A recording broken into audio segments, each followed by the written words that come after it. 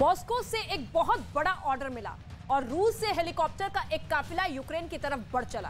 क्या इस हेलीकॉप्टर में पुतिन का कोई नुमाइंदा है? सवाल ये बना हुआ है, लेकिन इसके साथ ही आपको ये बताने की कोशिश करेंगे कि पुतिन के सामने अब अपने सबसे भयंकर हथियारों को लॉन्च करने के अलावा कोई दूसरा रास्ता नहीं है। पुतिन अब उस मिसाइल को गोदाम से निकाल सकते हैं जिसका कोई तोड़ नहीं। ये रिपोर्ट आप देखिए और पुतिन के गेम चेंजर हथियार को समझिए।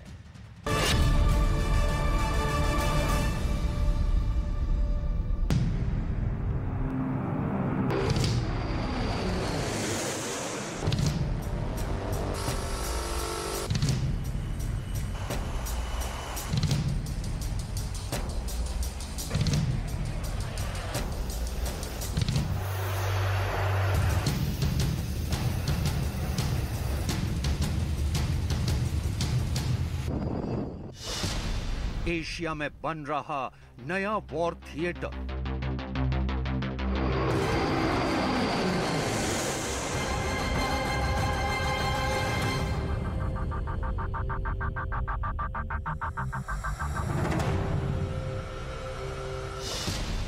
किम जोंग उन ने किया जापान सागर में धमाका।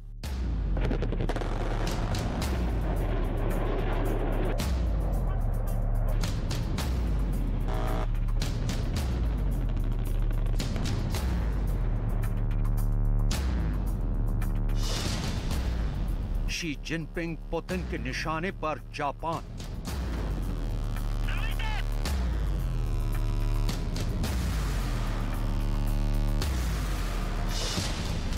Combat ready warrior Kishida.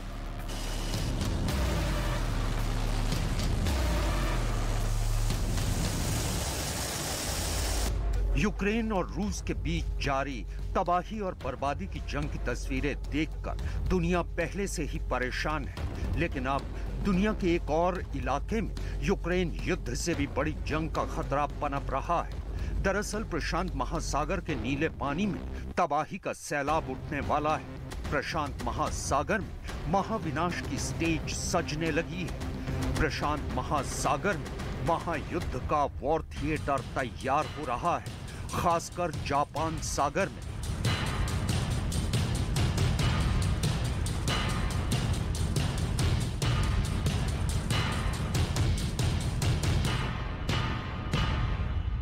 इससे पहले हम आपको इस खतरे के बारे में तफसील से समझाएं, उससे पहले हम आपको कुछ तस्वीरें दिखाते हैं। जापान और दक्षिण कोरिया का दावा है कि उत्तर कोरिया ने एक बार फिर एक नई बैलिस्टिक मिसाइल का परीक्षण किया है। दक्षिण कोरिया के जॉइंट चीफ ऑफ स्टाफ के मुताबिक उत्तर कोरिया ने 18 दिसंबर की दोपहर 2 बैलिस्टिक मिसाइलें दागी और इन्हें उत्तर कोरिया के टोंगचंग री इलाके से दागा गया। इससे पहले उत्तर Korea solid fuel motor system वाली नई तकनीक की मिसाइल का परीक्षण भी कर चुका है। जापान भी ये आरोप लगा चुका है कि इस साल उत्तर कोरिया 30 से ज्यादा मिसाइल परीक्षण कर चुका है और उसकी ये मिसाइलें जापान सागर में गिरी हैं। आइए अब आपको कुछ और तस्वीरें दिखाते हैं।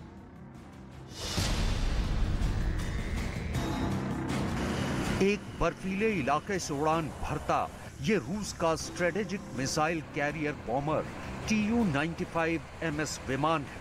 खबर के मुताबिक रूस का ये जंगी विमान 7 घंटे तक जापान सागर के ऊपर उड़ान भरता रहा।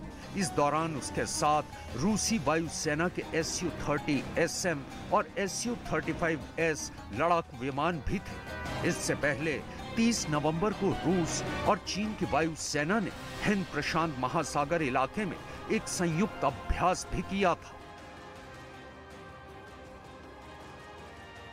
आइए अब आपको एक और वीडियो दिखाते हैं।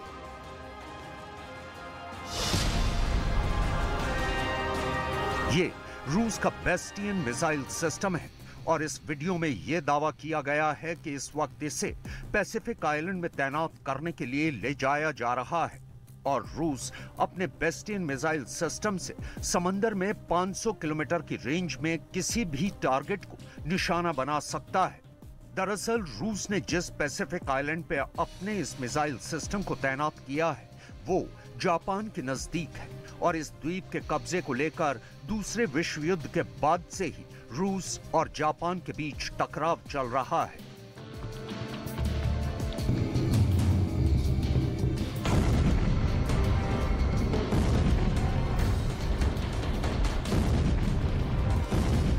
आइए अब आपको सिलसिलेवार तरीके से समझाते हैं कि इन तस्वीरों से आखिर जापान इतना परेशान क्यों है।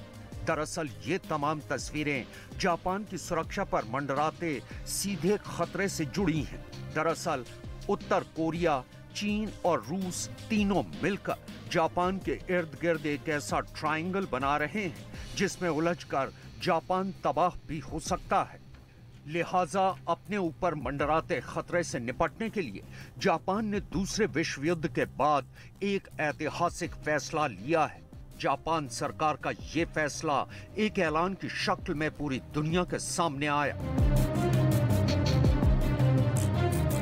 今後とも不変です。こうした点について透明性を持って国民に説明するのみならず、関係国にもよく説明をし、理解をしてもらう努力を続けてまいります。 जापान का कहना है कि अपने ऊपर उत्तर कोरिया, रूस और चीन के हमले के खतरे के मद्देनजर उसने ये फैसला लिया है। खबर के मुताबिक जापान 35,000 करोड़ डॉलर के हथियार खरीदने वाला है। इसके लिए जापान ने अमेरिका और इजराइल के साथ एक बड़ा रक्षा करार किया है। जापान और अमेरिका के बीच हुए इस सैन्य समझौते के मुताबिक जापान अमेरिका से कई आधुनिक और घातक हथियार ले रहा है। खबर के मुताबिक जापान अमेरिका से टॉमाहॉक क्रूज मिसाइलें खरीद रहा है। इसके अलावा वो अमेरिका से joint air to surface stand off मिसाइलें भी खरीद रहा है। इतना ही नहीं, Japan type 12 surface to ship guided मिसाइलें विकसित कर रहा है। जापान हाइपरसोनिक हथियार भी विकसित कर रहा है। जापान, ब्रिटेन और इटली मिलकर नेक्स्ट जनरेशन फाइटर जेट भी बना रहे हैं। इसके अलावा जापान अमेरिका से F-35 फाइटर जेट, ड्रोन और वॉरशिप वेपन सिस्टम भी खरीद रहा है। ये ऐसे हथियार हैं जिनका तोड़ चीन के पास भी नहीं है। जापान ने हाइपरसोनिक मिसाइल सिस्टम बनाने का ऐलान क्या किया, चीन के होश उड़ गए। जापान के फैसले पर अपनी प्रतिक्रिया देते हुए चीन के विदेश मंत्रालय ने कहा कि जापान चीन से खतरे की झूठी बुनियाद पर अपने मिसाइल कार्यक्रम को जारी रख रहा है। मतलब साफ है कि जापान के ऐलान ने चीन की टेंशन बढ़ा दी है। 中国是非洲的好朋友、好伙伴、好兄弟，中非合作平等相待、互利共赢，光明磊落，成果丰硕，受到非洲人民真诚欢迎。美方应当尊重非洲人民意愿，拿出实实在在的行动帮助非洲发展，而不是在抹黑、攻击别国上面大做文章。 लेकिन रक्षा विशेषज्ञों के मुताबिक जापान के पास अपने रक्षा बजट को बढ़ाने की वाजिब वजह है, क्योंकि रूस, चीन और उत्तर कोरिया की तिकड़ी को काउंटर करने के लिए जापान अकेला सक्षम नहीं है। लिहाजा उसे तीनों का मुकाबला करने के लिए अपने सुरक्षा दायरे को भी बढ़ाना पड़ेगा। अगर जापान उत्तर कोरिया के लगातार मिसाइल परीक्षणों से परेशान है तो रूस और चीन से उसका कुरिल और सेनकाकू द्वीप श्रृंखलाओं को लेकर पिछले एक लंबे वक्त से विवाद चल रहा है। दरअसल जापान और चीन के बीच एक बड़े विवाद की वजह सेनकाकू द्वीप श्रृंखला भी है।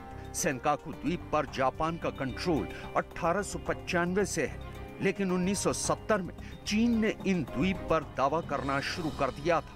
ऐसे ही रूस के साथ जापान का कुरिल द्वीप श्रृंखला को लेकर विवाद चल रहा है। कुरिल आइलैंड चेन जापान के होकाइडो से लेकर रूस के कामचटका प्राय द्वीप तक फैले हुए हैं। ये ओखोटस्क सागर को उत्तरी प्रशांत महासागर से अलग करते हैं। रूस ने दूसरे विश्व युद्ध के बाद यहाँ 4 द्वीपों पर कब्जा कर लिया था। जापान आज भी कुरिल आइलैंड्स पर अपना दावा जताता है।